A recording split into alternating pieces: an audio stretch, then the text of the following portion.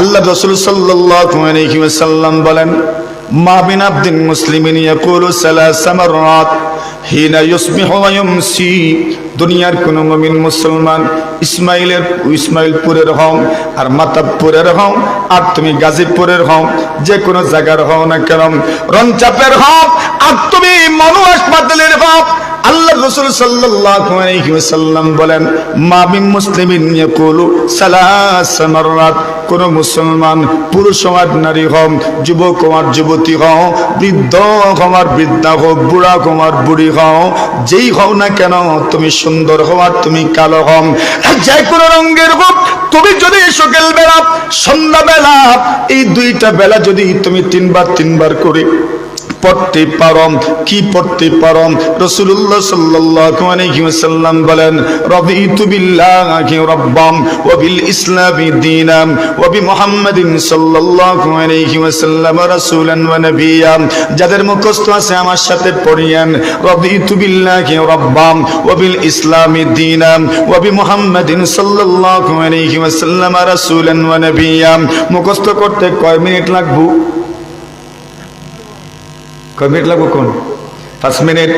5 minute দিলাম, একদিন দিলাম, 2 দিন দিলাম, যতদিন পারো নিয়ে নাও। ইমাম সাহেবের কাছ থেকে শিখে নিয়ম।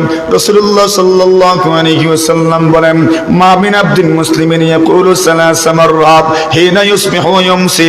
সকাল বেলা 3 বার, সন্ধ্যা বেলা 3 বার যদি পড়তে পারে, রাদিতু বিল্লাহি রাব্বাম ওয়া বিল ইসলামি দীনাম ওয়া বি মুহাম্মাদিন সাল্লাল্লাহু আলাইহি ওয়াসাল্লাম রাসূলান ওয়া নাবিয়্যা। ওই কথাটার অর্থটা তো আগে বুঝেন। আল্লাহ রাসূল সাল্লাল্লাহু আলাইহি ওয়াসাল্লাম বলেন, কেউ যদি পড়তে পারে, রাদিতু বিল্লাহি রাব্বাম, আমি আমার আল্লাহকে রব হিসেবে পেয়ে সন্তুষ্ট হয়ে গেলাম, ওয়া বিল ইসলামি দীনাম, ইসলামকে আমি ধর্ম হিসেবে পেয়ে সন্তুষ্ট হয়ে গেলাম, ওয়া বি মুহাম্মাদিন সাল্লাল্লাহু আলাইহি ওয়াসাল্লাম রাসূলান ওয়া নাবিয়্যা, মুহাম্মদ সাল্লাল্লাহু আলাইহি ওয়াসাল্লামকে রাসূল এবং নবী হিসেবে পেয়ে আমি সন্তুষ্ট হয়ে গেলাম। আল্লাহর পয়গম্বর বলেন, কেউ যদি সকাল বেলা 3 বার পড়তে পারেন, সন্ধ্যা বেলা 3 বার পড়তে পারেন, আল্লাহর হাবিব বলেন, ইল্লা কানা হাক্কান আলাল্লাহ আইয়ুরদিয়াহু ইয়াউমাল কিয়ামাহ। আল্লাহ রাসূল বলেন, যদি কেউ সকাল বেলা 3 বার, সন্ধ্যা বেলা 3 বার পড়তে পারেন, আল্লাহ রাসূল বলেন, তুমি কিয়ামতের ময়দানে আল্লাহর সামনে হাজির হইবা। আর সকাল বেলা 3 বার, সন্ধ্যা বেলা 3 বার পড়ার কারণে কিয়ামতের কঠিন ময়দানে আল্লাহ পরবর্তীকারে আলম তোমাকে সন্তুষ্ট করে দিবেন। সুবহানাল্লাহ। আলহামদুলিল্লাহ الحمد لله نحمده ونستعينه ونستغفره ونؤمن به ونتوكل عليه ونعوذ بالله من شرور أنفسنا ومن سيئات أعمالنا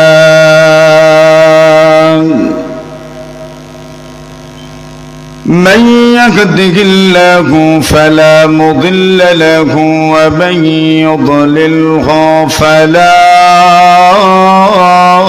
هادي له وأشهد أن لا إله إلا الله وحده لا شريك له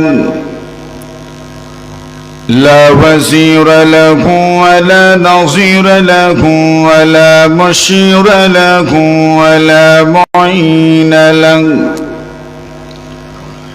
ولا مثل له ولا مثال له ولا مثيل له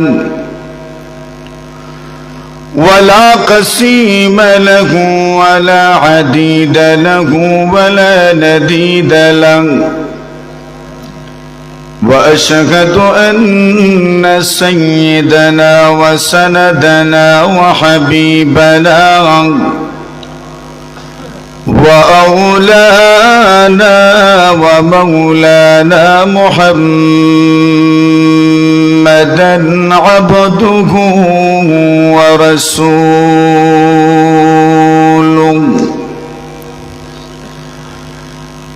الذي أرسله الله تعالى إلى الناس كافة بشيرا ونذيرا وداعيا إلى الله بإذنه وسراجا منيرا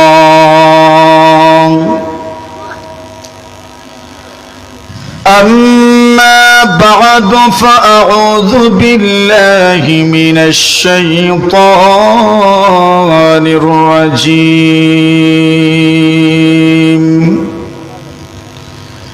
بسم الله الرحمن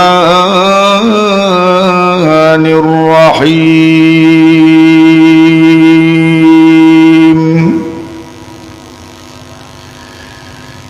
يا أيتها النفس المطمئنة ارجعي إلى ربك راضية مرضية فادخلي في عبادي وادخلي جنتي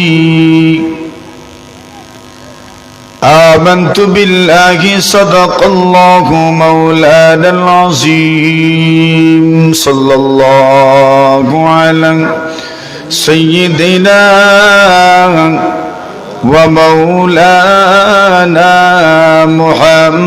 محمد وعلى آله وأصحابه وسلم لا إله إلا الله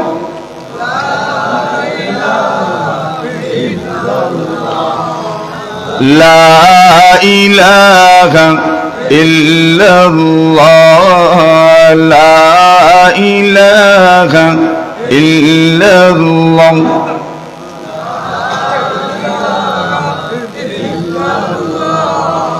لا إله إلا الله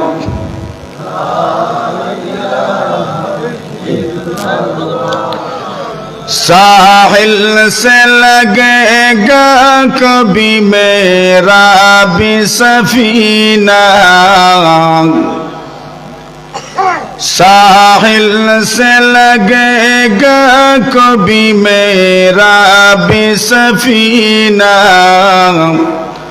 देखेंगे कभी शौक से मक्का व मदीना देखेंगे कभी शौक से मक्का व मदीना लो इश्क का मौजूद हर दिल में दफीना लो इश्क का मौजूद हर दिल में दफीना मिलता नहीं लेकिन कभी बेखून पसीना मिलता नहीं लेकिन कभी बेखून पसीना अल्लाह रखे ये जोश मोहब्बत की बहारे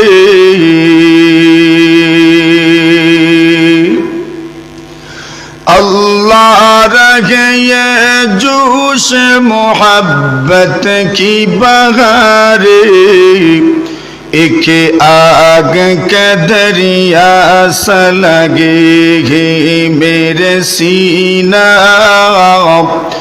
एक आग के दरिया सा लगे मेरे सीना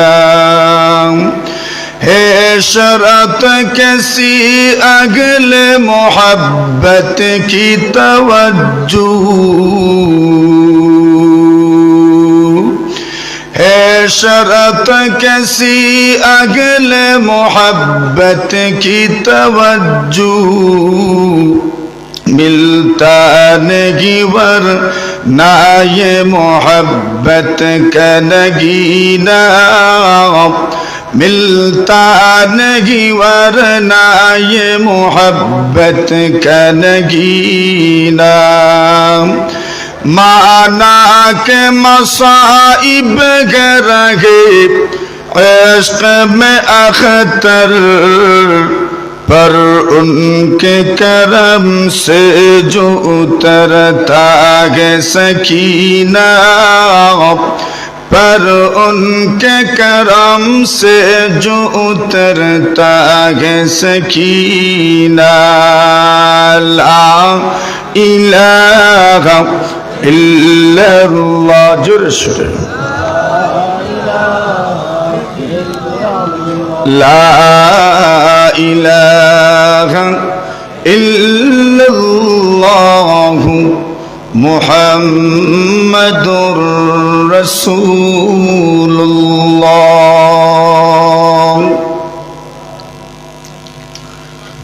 ঐতিহ্যবাহী ইসমাইলপুর জামে মসজিদ পরিচালনা কমিটি ও ইসলামী যুব সংঘের উদ্যোগে আয়োজিত অধ্যক্ষার 19তম বার্ষিক তাফসীরুল কোরআন মহাসম্মেলনের সম্মানিত সভাপতি মুআজ্জাজ মুকাররম হযরত উলামায়ে কেরাম, মুরব্বী সাহেবান, যুবক ভাইরাং, পর্দার আড়ালে অবস্থানরত অত্যন্ত শ্রদ্ধেয়া সম্মানিতা মা ও বোনেরা, আলোচনার প্রারম্ভে মহান রব্বুল আলামিনের অসংখ্য অগণিত শুকরিয়া আদায় করছি, যিনি আপনাকে আমাকে আজকের এই মহতী মাহফিলে উপস্থিত হয়ে কোরআন ও সুন্নাহের আলোকে কিছু কথা বলার ও শোনার তৌফিক দান করেছেন। এজন্য আমরা প্রত্যেকেই আল্লাহ তাআলার শুকরিয়া আদায় করছি। আমরা সবাই পড়ি আলহামদুলিল্লাহ। গুরুত্বপূর্ণ আলোচনা হয়েছে। হযরত মাওলানা শামসুল ইসলাম অলিপুরি সাহেব হাফিজাহুল্লাহ গুরুত্বপূর্ণ আলোচনা পেশ করেছেন। আরও প্রাজ্ঞভিজ্ঞ আলোচক অত্যন্ত মনোমুগ্ধকর আলোচনা আপনাদের সামনে পেশ করেছেন। আমার পরেও আজকের এই মাহফিলের প্রধান অতিথি হযরত মাওলানা মুফতি মাহমুদুল হাসান গুনবী হাফিজাহুল্লাহ গুরুত্বপূর্ণ আলোচনা পেশ করবেন। মাঝখানে সামান্য সময় আপনাদেরকে নিয়ে আমি কিছু মুযাকারা করব। আল্লাহ তাআলা আমাদেরকে দ্বীনি জজবানি কথাগুলো শোনার তৌফিক দান করুন। সবাই বলি আমিন। কথা লম্বা হবে না, শর্ট সময়ে কয়েকটি আমলি কথা বলে বিদায় নিব ইনশাআল্লাহ। আমার আপনার জীবন এমন একটা ঘূর্ণয়ের মধ্যে আছে। দিন যাচ্ছে, রাত হচ্ছে, রাত যাচ্ছে, দিন হচ্ছে। হিসাব নিকাশ করার সুযোগ হয়ে উঠছে না। অথচ আমাদের জন্য নির্দেশনা হলো হাসিবু ক্বাবলা আন তুহাসাবু, তোমাদের হিসাব নেয়ার আগে নিজে নিজে নিজের হিসাব করো। এটা আমাদের প্রতি নির্দেশনা। হিসাব আছে না? দেওয়া লাগবে না? দেওয়া লাগবে।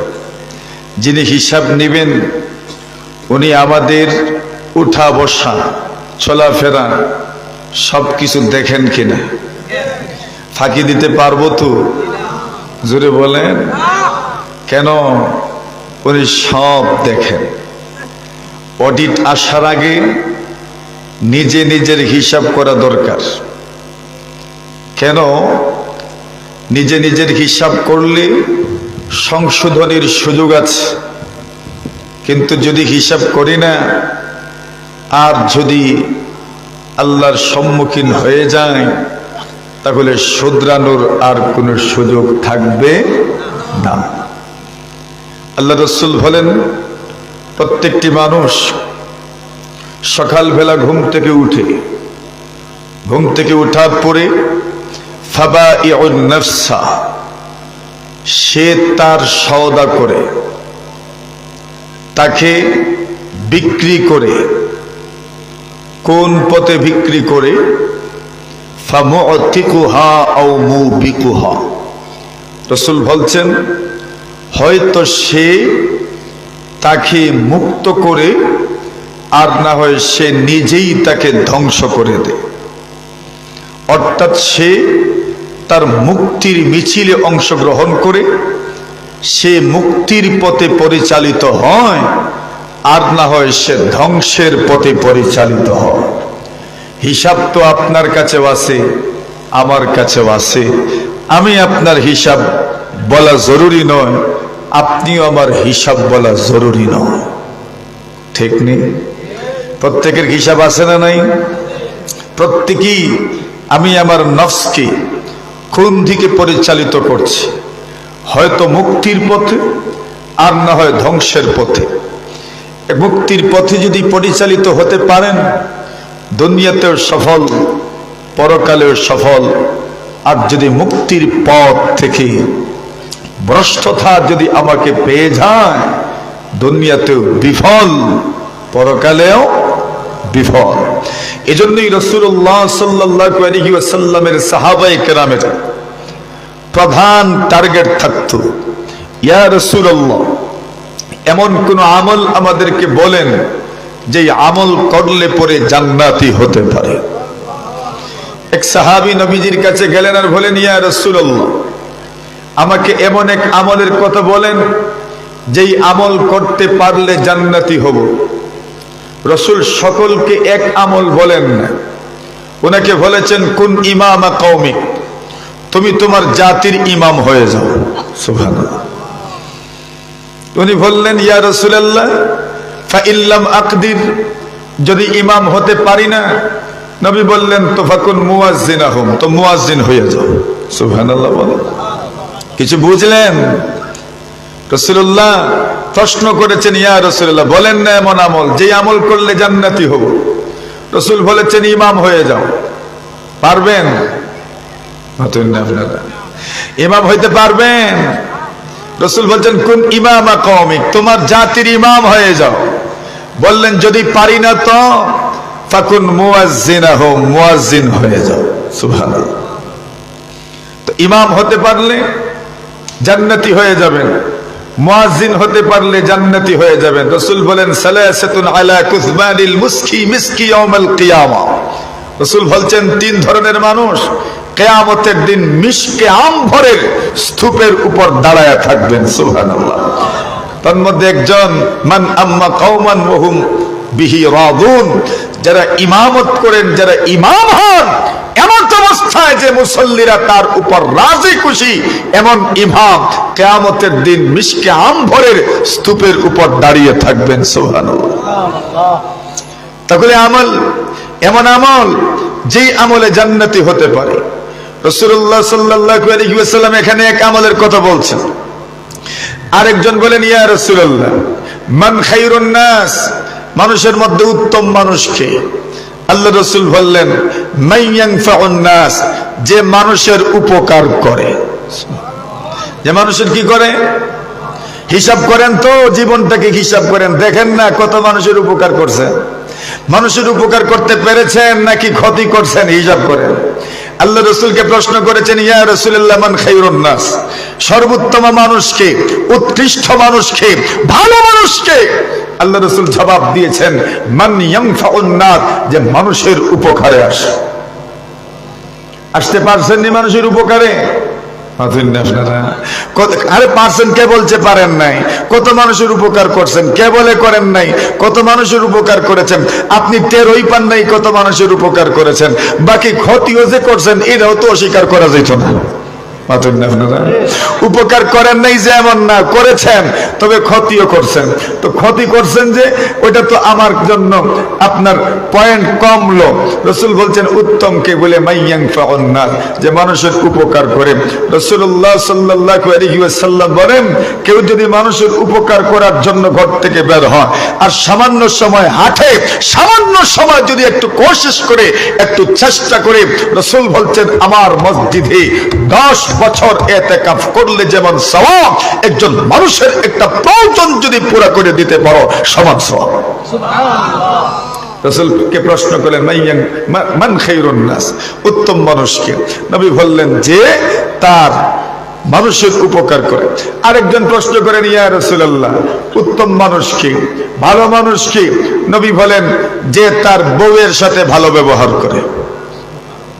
সুবহানাল্লাহ। নাই এটা গোরওয়ালার জন্য যে রাসূলকে প্রশ্ন করেন ইয়া রাসূলুল্লাহ, সর্বোত্তম মানুষকে?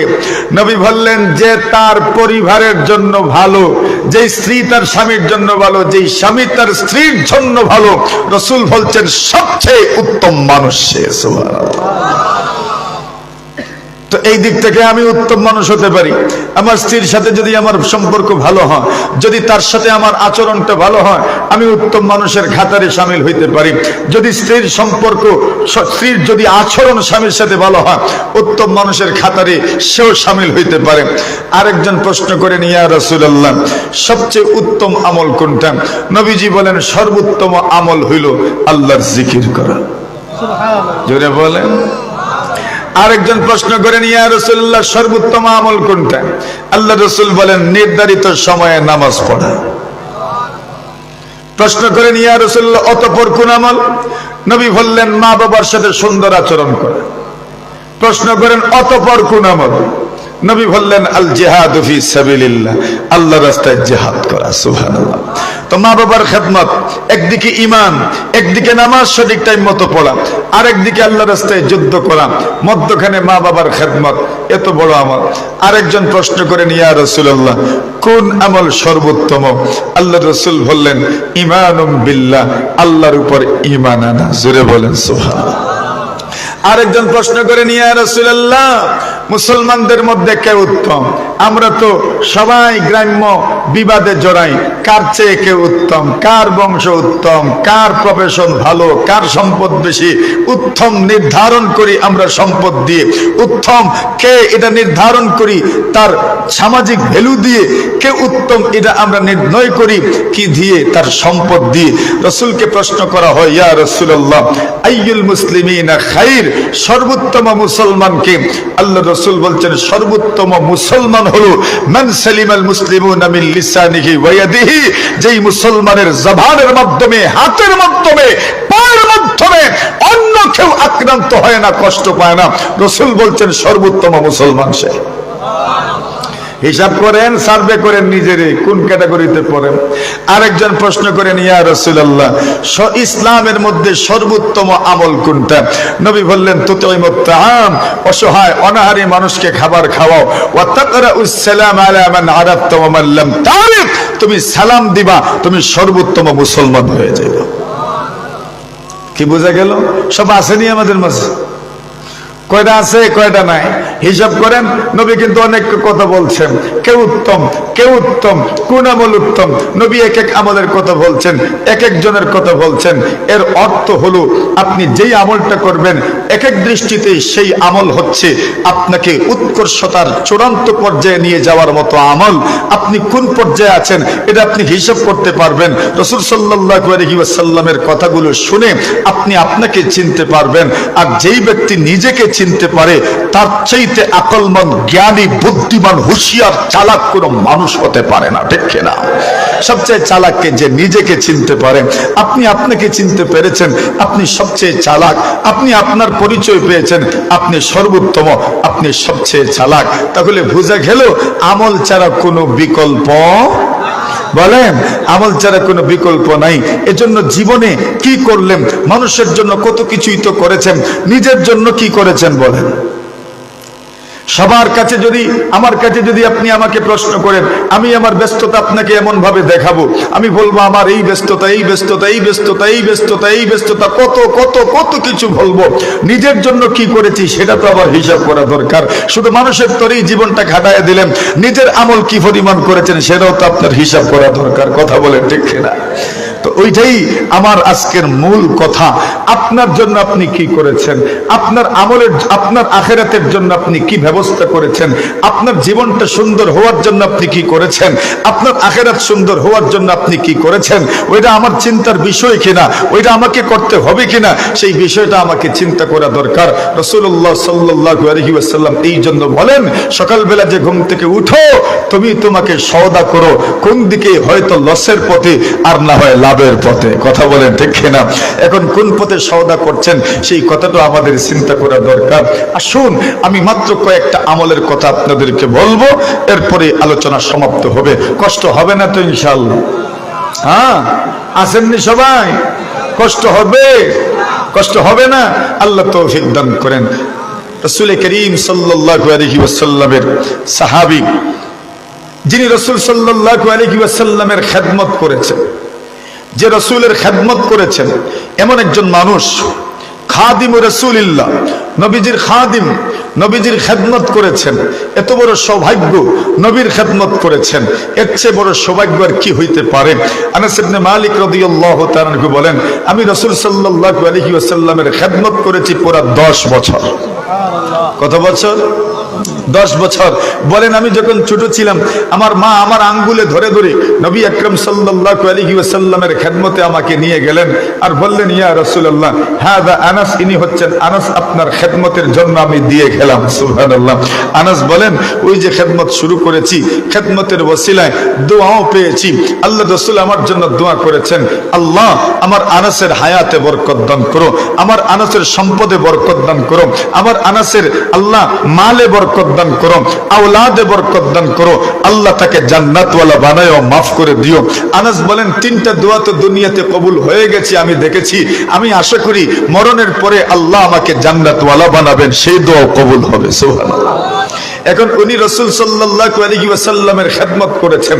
আবু সাল্লাম রাহিমাহুল্লাহু তাআলা বলেন, কুন্না কুউদান ফি মসজিদে হিমস, আমরা হিমসের জামে মসজিদের মধ্যে বসা ছিলাম। হিমসের জামে মসজিদে বসা, মসজিদে কেন মানুষ বসে?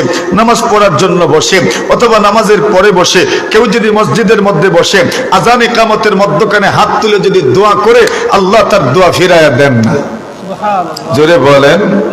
কেউ যদি আল্লাহর ঘর মসজিদে বসে আর এক নামাজের পরে আরেক নামাজের জন্য অপেক্ষা করে, নবী আকরাম সাল্লাল্লাহু আলাইহি ওয়াসাল্লামের সাহাবী একদিন নবীর কাছে অনুমতি চাইলেন, ইয়া রাসূলুল্লাহ, আমাদেরকে অনুমতি দিন, আমরা চাই আমরা পরিবার পরিজনকে ত্যাগ করে, সারা দুনিয়া ত্যাগ করে আমরা সন্ন্যাস হয়ে যাব, বৈরাগী জীবন যাপন করব, ইয়া রাসূলুল্লাহ আমাদেরকে অনুমতি দিন। রাসূল বলেন, এটার অনুমতি নাই। তখন সাহাবায়ে কেরাম বলেন, ইয়া রাসূলুল্লাহ, বনি ইসরাইলের মানুষ সন্ন্যাসী হয়ে যেত, বৈরাগী হয়ে যেত। আল্লাহর কত বান্দা এমন ছিলেন যারা 500 বছর একাধারে আল্লাহর ইবাদত করেছেন, 600 বছর আল্লাহর ইবাদত করেছেন, 700 বছর আল্লাহর ইবাদত করেছেন। আমাদের বয়স তো কম। আমার উম্মতি মা বাইনা 60 ইলা 70, আমার উম্মতের বয়স, গড়পড়তা বয়স, এভারেজ বয়স হইল 60 থেকে 70, এর চাইতে বেশি বয়স তো আমার উম্মতের না। আল্লাহ রাসূলকে বলেন, ইয়া রাসূলুল্লাহ, এরা 500 বছরের ইবাদত করেছেন, 600 বছরের ইবাদত করেছে, 700 বছরের ইবাদত করেছেন, এত লম্বা সময় ইবাদত করলো, এদের সাথে আমরা কেমনে পেরে উঠবো? আল্লাহর রাসূল বলেন, এরা 500 বছর ইবাদত করেছে, 600 বছর ইবাদত করেছে, সন্ন্যাস হয়ে গেছে, বৈরাগী হয়ে গেছে, সব ত্যাগ করেছে, সমাজ ত্যাগ করেছে, সব ত্যাগ করে একমাত্র আল্লাহর ইবাদত করেছে। এরা যেই পরিমাণ সওয়াব পাবে, তোমরা যদি এক নামাজের পরে আরেক নামাজের জন্য আল্লাহর ঘর মসজিদে বসে অপেক্ষা করতে পারো, আল্লাহ তাআলা এতটুকু কুরবানির কারণে এদের সমান সওয়াব তোমাদেরকে দান করবেন। কম না বেশি? বলেন বলেন, কম না বেশি? তো মসজিদে বসতে সব আছে না নাই? এখনকার যুগে ঘড়ি, মোবাইলের ঘড়ি আমাদেরকে মসজিদ দিকে পিছায় রাখছে। আগে তো ঘড়ি ছিল না, টাইম জানতাম না, দ্রুত মসজিদে ঢুকতাম। এখন 5 মিনিট আগে বলি, আরে এখনো 5 মিনিট আছে, এখনো 5 মিনিট আছে, এখনো 5 মিনিট আছে, 1 মিনিট আগে মসজিদে ঢুকবো। কথা বলে ঠিক না বেঠিক? তাহলে ঘড়ি একদিকে আমাদেরকে পিছিয়ে রেখেছে, মসজিদে ঢোকার থেকে পিছিয়ে রেখেছে। ওইটা করলে হবে না, মসজিদে আগে ঢোকার জন্য চেষ্টা করতে হবে। রাজি আছেন ইনশাআল্লাহ? জোরে বলেন। এখন আসেন, আবু সাল্লাম বলেন, আমরা তো মসজিদের মধ্যে বসা, এমন সময় দেখলাম মুসল্লিদের মধ্য থেকে একজন দাঁড়াইলেন। আল্লাহর বান্দার চেহারার দিকে তাকাইলাম, সুবহানাল্লাহ, এত সুন্দর চেহারা, চেহারার মধ্যে যেন নূরের ঝলক, এমন সুন্দর চেহারা, বুঝাই যাচ্ছে জান্নাতি চেহারা। কিছু মানুষ আসেনি এমন? জোরে বলেন। এদের চেহারা দেখলে কি মনে হয়? জান্নাতি চেহারা।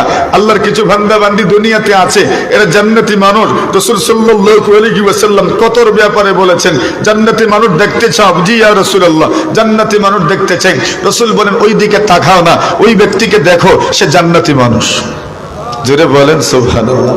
এমন মানুষ আমাদের জমানায় আছে না নাই? চিনি না, আমিও চিনি না, আপনিও চিনেন না। চিনেন কারে? আমার মতো মানুষ আপনি চিনেন, যার ইলিমও নাই, আমলও নাই। আর আপনি মনে মনে ভাবেন সেই মনে হয় বড়। আরে এই দুনিয়াতে গ্রামে গঞ্জে কত যুবক, কত মুরব্বী, কত মহিলা, কত যুবক এমন আছে যেই যুবকরা জান্নাতি মানুষ। আরে আছে না নাই? কত মুরব্বী এমন আছে জান্নাতি মানুষ, যাদেরকে শুধু স্টেজে দেখেন, এরাই যে বুজুর্গ আর এরাই যে আল্লাহর ওলি। জীবনেও না, জীবনেও না, জীবনেও না, জীবনেও না। আল্লাহর কত ভান্ডারা এমন আছে মাদ্রাসায় পড়ায়, আল্লাহর কত ভান্ডারা এমন আছে মাদ্রাসায় পড়ে থাকে, ছাত্রদের পিছনে মেহনত করে, এরা আল্লাহর ওলি নিঃসন্দেহে। জুড়ে বলেন। আরে আমিও চিনি না, আপনিও চিনেন না, কেউই চিনে না এদেরকে। এদেরকে চিনবেন কেমনে? রাসূলুল্লাহ সাল্লাল্লাহু আলাইহি ওয়াসাল্লাম বলেন, বাস্তবে এদেরকে কেউ ছিল না। ইন্নাল্লাহা ইউহিব্বুল আবরার আল আতকিয়া আল আকফিয়া আল্লাযীনা ইযা গাবু লাম ইফতাকাদু ওয়া ইযা হাদারু লাম ইউদাউ কুলুবুহুম মাসাবিকুল হুদা ইয়াখরুজুনা মিন কুল্লি গাবরা মাযলামাতিন। রাসূলুল্লাহ সাল্লাল্লাহু আলাইহি ওয়াসাল্লাম বলেন, আল্লাহ তাআলা নীরবে নিভৃতে ইবাদতকারী কিছু বান্দাদেরকে পছন্দ করেন, যারা মুত্তাকি, যারা পরহেজগার। এদেরকে কেউ চিনে না, এদেরকে কেউ হাইলাইটস করে না, এদেরকে কেউ উপস্থাপন করে না। এরা অনুপস্থিত থাকলে এদেরকে কেউ খুঁজেও না, এদেরকে কেউ খুঁজে আনতেও চায় না। এরা উপস্থিত থাকলেও এদেরকে পেশ করা হয় না, উপস্থাপন করা হয় না, একবার মাইকে এদের নাম ঘোষণাও করা হয় না, অথচ এদেরকে কেউ চেনে না। রাসূলুল্লাহ বলেন, আরে এদের অন্তর কেমন জানো? কুলুবুকুম মাসাবিহুল হুদা। এদের অন্তর তো অন্তর নয়, এদের অন্তর যেন হিদায়াতের প্রজ্বলিত মশাল। সুবহানাল্লাহ, জোরে বলে। এদের অন্তর অন্তর নয়, এদের অন্তর যেন হিদায়াতের প্রজ্বলিত মশাল। সুবহানাল্লাহি ওয়া বিহামদিহি। এই দুনিয়াতে আল্লাহর কত বান্দা বান্দি আছে, এদেরকে দুনিয়ার মানুষ চেনে না, দুনিয়াতে অখ্যাত, কিন্তু আল্লাহর কাছে এরা পরিচিত। জোরে বলেন। আসমানে কি পরিচিত, দুনিয়াতে অপরিচিত, আসমানে এরা পরিচিত। এমন মানুষ আছে না নাই? এদেরকে চেনা যায় না। বলছেন এই বুজুর্গ এমনই ছিলেন, ওনার চেহারাটা এমন, এত সুন্দর চেহারা, এত নোরানি চেহারা। সুবহানাল্লাহি ওয়া বিহামদিহি। চেহারার থেকে যেন নূর টপকে পড়ে। আল্লাহু আকবার। আল্লাহর বান্দা হঠাৎ করে মসজিদে দাঁড়াইলেন, বাকি লোকজন ওনার দিকে তাকায় আছে। এত সুন্দর টুপি, এত সুন্দর পাগড়ি, এত সুন্দর দাড়ি, এত সুন্দর চেহারা, এত সুন্দর চোখ, চেহারার থেকে যেন নূর টপকে পড়ছে। আল্লাহ রাসূল সাল্লাল্লাহু আলাইহি ওয়াসাল্লামের একজন সাহাবী প্রশ্ন করলেন, তোমরা কি ওই ব্যক্তিকে চিনতে পেরেছো? ওনারা বলেন, না না, চিনতে তো পারি নাই, ওনার পরিচয় আমাদের জানা নাই। উনি পরিচয় দিলেন, হাদা খাদামা রাসূলুল্লাহ সাল্লাল্লাহু আলাইহি ওয়াসাল্লাম। ইনি এমন একজন মানুষ যিনি সরাসরি রাসূলুল্লাহর খেদমত করেছেন। যিনি কি করেছেন? বলেন বলেন, কি করেছেন? খেদমত করেছেন। যে যার খেদমত করে সে তার খুব কাছের মানুষ হয়, সে তার খুব কাছের মানুষ হয়। ওনার থেকে অনেক কিছু জানা যায়, অনেক সিক্রেট বিষয় ওনার থেকে জানতে পারবেন, যা অন্যের কাছ থেকে জানবেন না। আবু সাল্লাম বলেন, যখন জানতে পেরেছি উনি রাসূলুল্লাহর খেদমত করেছেন, রাসূলুল্লাহর সেবা করেছেন, আমি আর দেরি করি নাই, সাথে সাথেই দাঁড়িয়ে গেলাম, আর দাঁড়িয়েই ওনাকে প্রশ্ন করলাম, হাদ্দিসনা বিমা সামিআতা মির রাসূলিল্লাহি সাল্লাল্লাহু আলাইহি ওয়াসাল্লাম লাম ইয়াতাদাওয়ালহু রিজালু ফি ফীমা বাইনাকুমা। নবী আলাইহিস সালাতু ওয়াস সালামের সাহাবীকে সম্বোধন করে বলেন, ওগো আল্লাহর রাসূলের সাহাবী, আপনি নাকি রাসূলুল্লাহর খেদমত করেছেন, আপনি নাকি রাসূলুল্লাহর সেবা করেছেন। তো রাসূলুল্লাহর খেদমত করেছেন, রাসূলুল্লাহর খুব কাছের মানুষ ছিলেন, রাসূলুল্লাহকে খুব কাছ থেকে দেখেছেন, রাসূলুল্লাহকে খুব নিকট থেকে আপনি দেখেছেন। অনেক গোপন বিষয়, অনেক সিক্রেট বিষয় আপনার জানা থাকবে, অন্য কারো জানা থাকবে না। মেহেরবানি করে আমাদেরকে এমন কিছু গোপন, এমন কিছু সিক্রেট বিষয় বর্ণনা করেন যেইগুলো আপনি শুধু আমাদেরকে বর্ণনা করবেন, আর কেউ ইতিপূর্বে বর্ণনা করেন নাই। সুবহানাল্লাহ। কি অভিনব দাবি করছেন, অনুরোধ করছেন, এমন কিছু শোনান আমাদেরকে যা শুধু আপনি আমাদেরকে শোনাবেন, আর কেউ আমাদেরকে ইতিপূর্বে শোনান নাই। উনি চিন্তা করলেন এই দাবি আমি কেমনে পূরণ করব, এমন কিছু শোনাইতে বলছে যা ইতিপূর্বে কেউ বলেন নাই। আচ্ছা বলেন তো, এখানে যদি আমাকে বলা হয় এমন ওয়াজ করিয়েন যা ইতিপূর্বে আর কেউ করেন নাই, এখন আগে যারা ওয়াজ করছেন এরার ওয়াজ কি আমি শুনছি? শুনছি না মেরার ওয়াজ, তো কেমনে বুঝবো এই ওয়াজ আগে কেউ করছে কিনা? আমি তো বুঝতেই পারবো না। উনি বলেন, আরে রাসূলুল্লাহ এমন হাদিস তোমাদেরকে বর্ণনা করব যা ইতিপূর্বে কেউ বর্ণনা করেন নাই, ওইটা আমি তোমাদেরকে কেমনে বলবো? তবে হ্যাঁ আসো, এরপরে আমি তোমাদেরকে ওই কথাগুলো বলছি। সুবহানাল্লাহ। উনি বলেন, সামি'তু রাসূলুল্লাহ সাল্লাল্লাহু আলাইহি ওয়াসাল্লাম ইয়াকুল, আমি আল্লাহর হাবিবের জবান থেকে শুনেছি, আল্লাহ রাসূলকে আমি বলতে শুনেছি, আল্লাহ রাসূল সাল্লাল্লাহু আলাইহি ওয়াসাল্লাম বলেন, মা বিন আবদিন মুসলিমিন ইয়াকুলু সালাসা মাররাত হিনা ইউসবিহু ওয়া ইউমসি। দুনিয়ার কোন মুমিন মুসলমান ইসমাইলপুরের হও আর মাতাবপুরের হও আর তুমি গাজীপুরের হও, যে কোনো জায়গার হও না কেন, রংচাপের হও আর তুমি মনু হাসপাতালের হও, আল্লাহ রাসূল সাল্লাল্লাহু আলাইহি ওয়াসাল্লাম বলেন, মা মিন মুসলিমিন ইয়াকুলু সালাসা মাররাত, কোন মুসলমান পুরুষ হও নারী হও, যুবক হও যুবতী হও, বৃদ্ধ হও বৃদ্ধা হও, বুড়া হও বুড়ি হও, যেই হও না কেন, তুমি সুন্দর হও আর তুমি কালো হও, যে কোনো রঙের হোক, তুমি যদি সকাল বেলা সন্ধ্যা বেলা এই দুইটা বেলা যদি তুমি তিনবার করে পড়তে পারো, কি পড়তে পারো? রাসূলুল্লাহ সাল্লাল্লাহু আলাইহি ওয়াসাল্লাম বলেন, রাদিতু বিল্লাহি রাব্বাম ওয়া বিল ইসলামি দীনাম ওয়া বি মুহাম্মাদিন সাল্লাল্লাহু আলাইহি ওয়াসাল্লাম রাসূলান ওয়া নাবিয়্যা। যাদের মুখস্থ আছে আমার সাথে পড়িয়েন, রাদিতু বিল্লাহি রাব্বাম ওয়া বিল ইসলামি দীনাম ওয়া বি মুহাম্মাদিন সাল্লাল্লাহু আলাইহি ওয়াসাল্লাম রাসূলান ওয়া নাবিয়্যা। মুখস্থ করতে কয় মিনিট লাগবে? কয় মিনিট লাগবে? কোন 5 মিনিট? 5 মিনিট ওই দিলাম, একদিন দিলাম, 2 দিন দিলাম, যতদিন পারো নিয়ে নাও। ইমাম সাহেবের কাছ থেকে শিখে নিয়ম। রাসূলুল্লাহ সাল্লাল্লাহু আলাইহি ওয়াসাল্লাম বলেন, মা মিন আবদিন মুসলিমিন ইয়াকুলু সালাসা মাররাত হিনা ইউসবিহু ওয়া ইউমসি, সকাল বেলা 3 বার, সন্ধ্যা বেলা 3 বার যদি পড়তে পারে, রাদিতু বিল্লাহি রাব্বাম ওয়া বিল ইসলামি দীনাম ওয়া বি মুহাম্মাদিন সাল্লাল্লাহু আলাইহি ওয়াসাল্লাম রাসূলান ওয়া নাবিয়্যা। ওই কথাটার অর্থটা তো আগে বুঝেন। আল্লাহ রাসূল সাল্লাল্লাহু আলাইহি ওয়াসাল্লাম বলেন, কেউ যদি পড়তে পারে, রাদিতু বিল্লাহি রাব্বাম, আমি আমার আল্লাহকে রব হিসেবে পেয়ে সন্তুষ্ট হয়ে গেলাম, ওয়া বিল ইসলামি দীনাম, ইসলামকে আমি ধর্ম হিসেবে পেয়ে সন্তুষ্ট হয়ে গেলাম, ওয়া বি মুহাম্মাদিন সাল্লাল্লাহু আলাইহি ওয়াসাল্লাম রাসূলান ওয়া নাবিয়্যা, মুহাম্মদ সাল্লাল্লাহু আলাইহি ওয়াসাল্লামকে রাসূল এবং নবী হিসেবে পেয়ে আমি সন্তুষ্ট হয়ে গেলাম। আল্লাহর পয়গম্বর বলেন, কেউ যদি সকাল বেলা 3 বার পড়তে পারেন, সন্ধ্যা বেলা 3 বার পড়তে পারেন, আল্লাহর হাবিব বলেন, ইল্লা কানা হাক্কান আলাল্লাহ আইয়ুরদিয়াহু ইয়াউমাল কিয়ামাহ। আল্লাহ রাসূল বলেন, যদি কেউ সকাল বেলা 3 বার, সন্ধ্যা বেলা 3 বার পড়তে পারেন, আল্লাহ রাসূল বলেন, তুমি কিয়ামতের ময়দানে আল্লাহর সামনে হাজির হইবা। আর সকাল বেলা 3 বার, সন্ধ্যা বেলা 3 বার পড়ার কারণে কিয়ামতের কঠিন ময়দানে আল্লাহ পরবর্তীকারে আলম তোমাকে সন্তুষ্ট করে দিবেন। সুবহানাল্লাহ। আল্লাহ আপনাকে সন্তুষ্ট করবেন কিয়ামতের দিন। কি পড়লে? রাদিতু বিল্লাহি রাব্বা ওয়া বিল ইসলামি দীনান ওয়া বি মুহাম্মাদিন সাল্লাল্লাহু আলাইহি ওয়াসাল্লাম রাসূলান ওয়া নাবিয়্যা।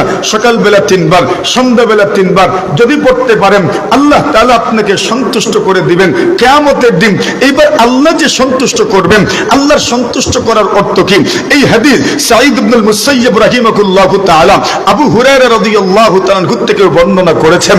আবু হুরায়রাকে সাঈদ ইবনে মুসাইয়্যিব প্রশ্ন করেন, ওগো নবীর সাহাবী আবু হুরায়রা, আল্লাহ যে মানুষকে সন্তুষ্ট করবেন, এই সন্তুষ্ট করার অর্থ কি?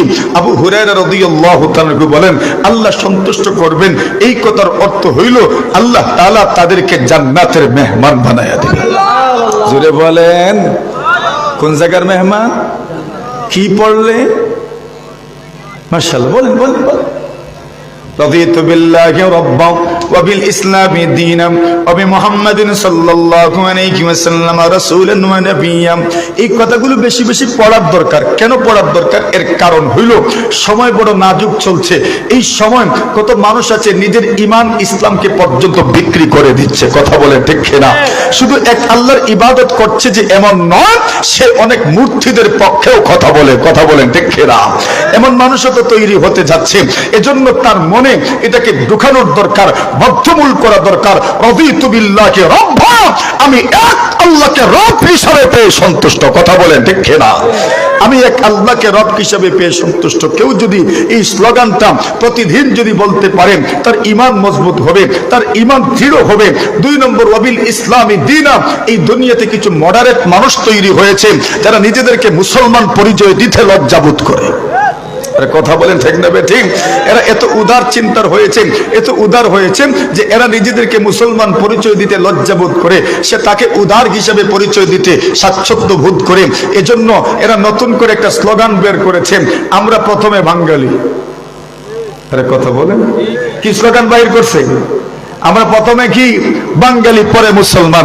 আরে না না, হয় না স্লোগান। আমরা প্রথমে মুসলমান, এরপরে আমরা বাঙালি। কথা বলেন ঠিক না? প্রথমে কি?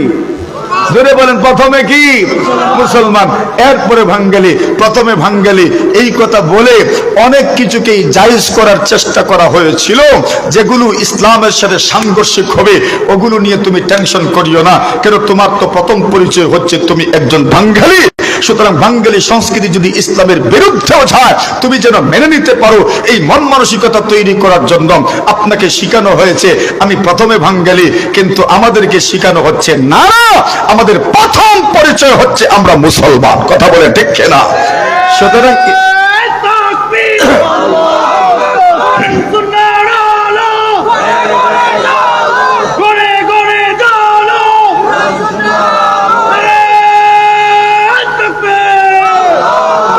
বলেন আমরা প্রথমে মুসলমান।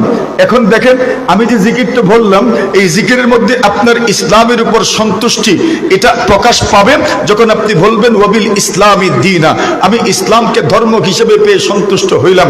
এখন আপনি যত এটা বলবেন, যত অর্থ অনুভব করবেন, উপলব্ধি করবেন, দিলে দিলে এটার একটা উপলব্ধি আসবে আপনার দিলে, তখন আপনার দিলে ঈমান মজবুত হবে, ঈমান সুদৃঢ় হবে।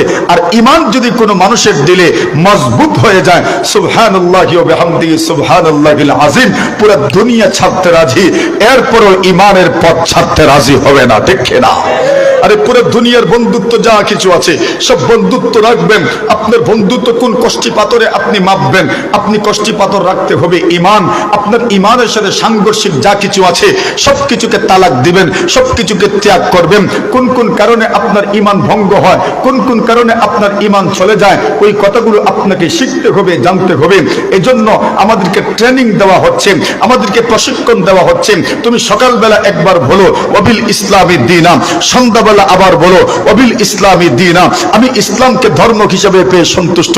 মুসলমান হওয়ার কারণে আমার মধ্যে কোনো হীনমন্যতা কাজ করছে না, মুসলমান হওয়ার কারণে আমার মধ্যে কোনো সংকোচতা কাজ করছে না, মুসলমান হওয়ার কারণে আমি মনে মনে মনক্ষুণ্ণ হই নাই, বরং মুসলমান হওয়ার কারণে আমি গর্বিত, আমি গর্ববোধ করি। কথা বলে ঠিক না?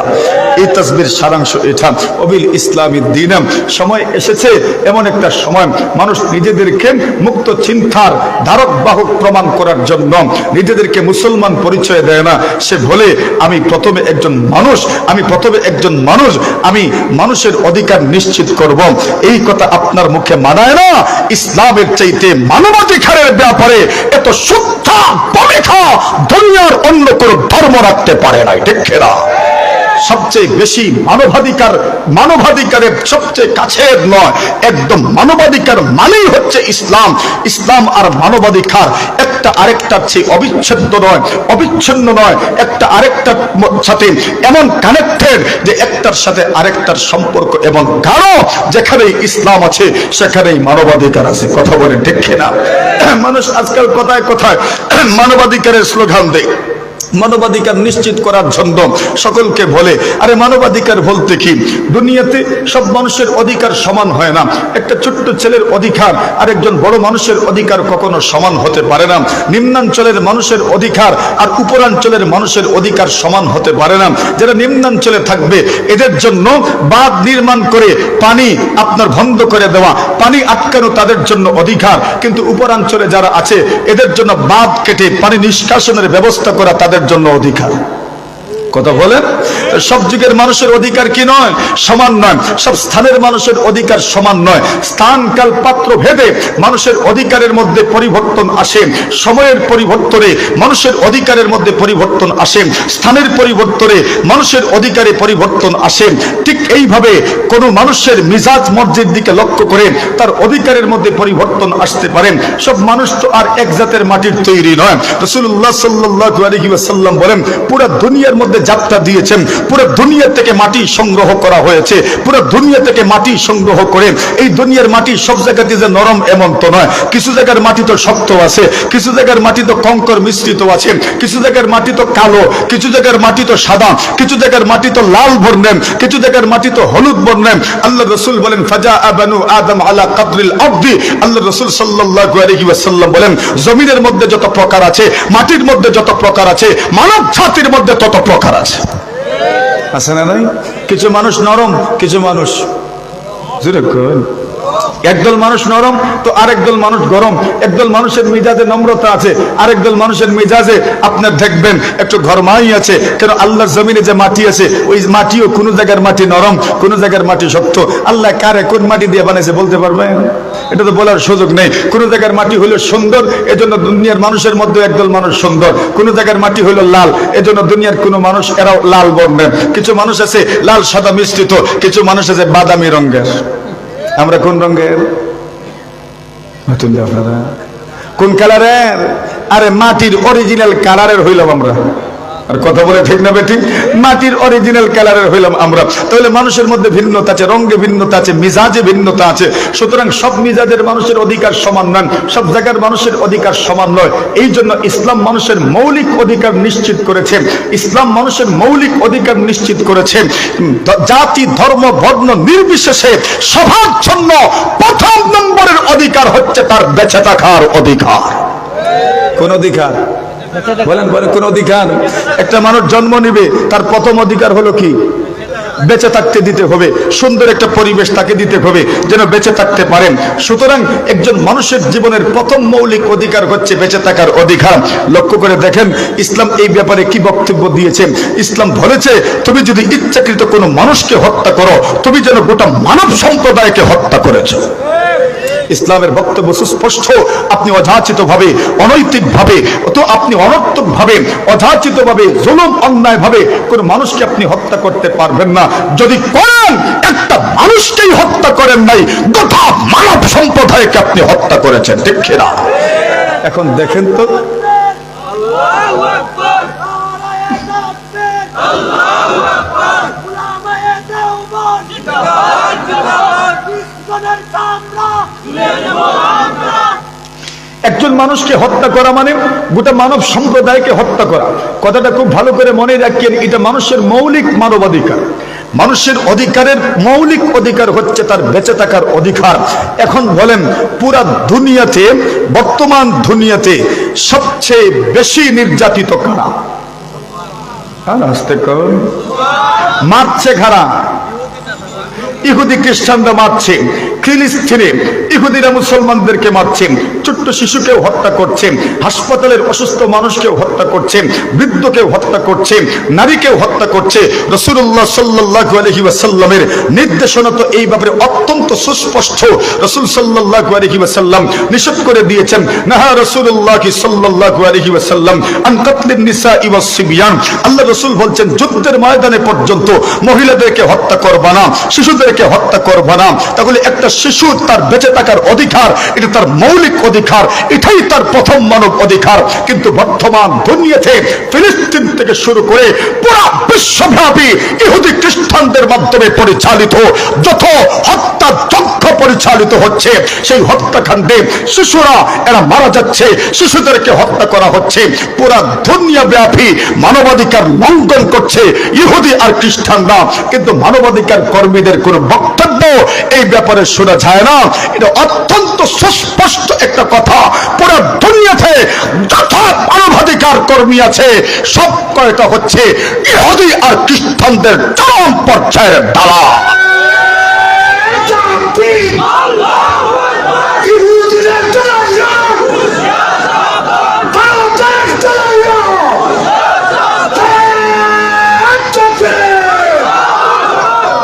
আমার কথা বুঝিয়েন, আমি যেই কথাটা বলছি মানবাধিকার বলতে কি, দুনিয়ার মানুষ এখন প্রশ্ন করে ইসলামের প্রশ্নে মানবাধিকারের ব্যাপারে আপনি ইউরোপিয়ানদের বক্তব্য শুনবেন, এরা মানবাধিকার প্রতিষ্ঠার ক্ষেত্রে গুরুত্ব প্রদান করেন, নারী অধিকার প্রতিষ্ঠার ক্ষেত্রে গুরুত্ব প্রদান করেন। এই বক্তব্যগুলো তারা পদে পদে এই বক্তব্যগুলো আমাদের সামনে নিয়ে আসে। আরে মানবাধিকার বলতে কি, মানুষের মৌলিক অধিকার তার বেঁচে থাকার অধিকার, সেই বেঁচে থাকার অধিকারটাই যদি সে পায় না, তাহলে আপনি কি রক্ষা করলেন বলেন?